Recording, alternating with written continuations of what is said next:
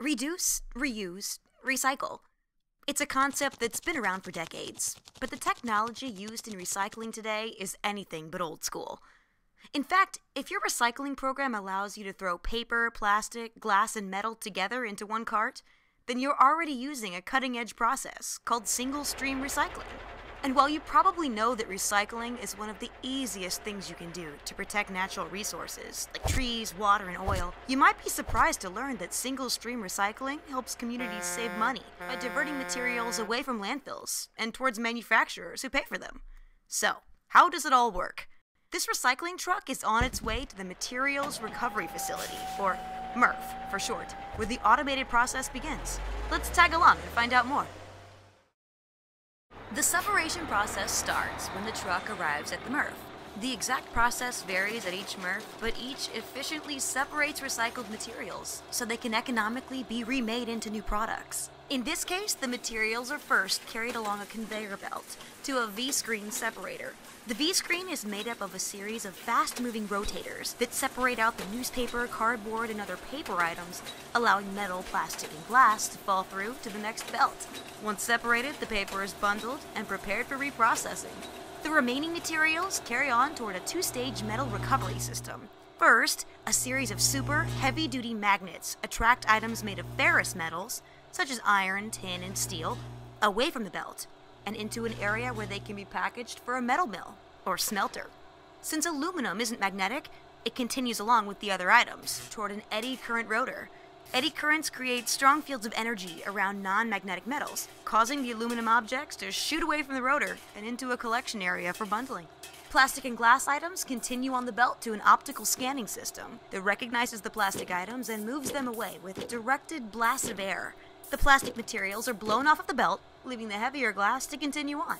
Now at the end of the conveyor belt, the glass falls into a final container, completing the separation process. You've just seen how a mix of recycled materials gets tidied up with little human interaction, but that's just the beginning. Using the navigation above, select the destination you're interested in visiting next. Or sit back, relax, and travel alongside the recycled paper to a mill, where you will learn how it will become new paper products. At any time, you can travel to and from any of the destinations. So what are you waiting for? Get going! After the bundles of paper make their way to the mill, they're loaded into a de-inker. This machine separates ink from the newspaper fibers through a chemical washing process, literally lifting the type off the paper. The rinsed waste paper is then mixed with water and solvents and reduced to a mixture called pulp slurry. This takes place in a giant blender called a pulper. The newly formed pulp mix moves on to a washing machine that dilutes it with water and then spins it at high speeds, removing small and large contaminants like wood, plastic, rocks, string, and glue. The clean pulp then continues on to get pressed. Pressing removes water and any remaining ink. By the time it gets to this point, it's solid enough to be fed through steam-heated rollers that flatten it into continuous rolls of paper. Unlike other materials, paper degrades each time it is recycled, so it isn't always used to make new paper. Some of it is used to create insulation, office products, and even toilet paper and paper towels. Click on any of these products to learn more about how recycled paper is repurposed.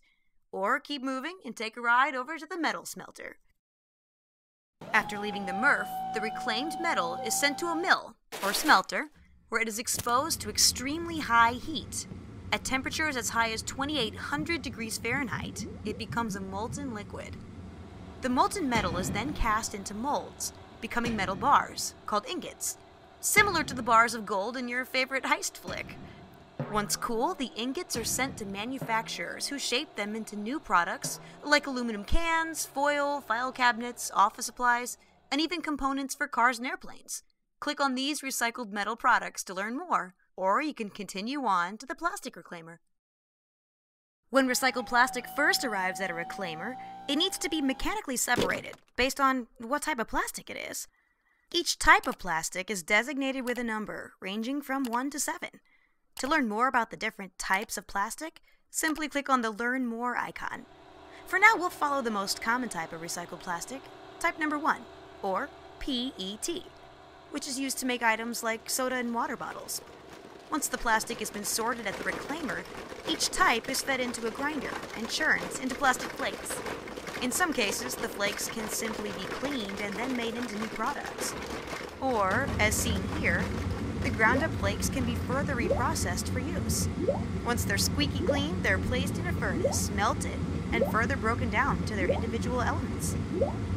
The resulting plastic polymer mixture can then be reformed into new products, such as t-shirts and baseball caps, plastic lumber for backyard furniture, and soda bottles.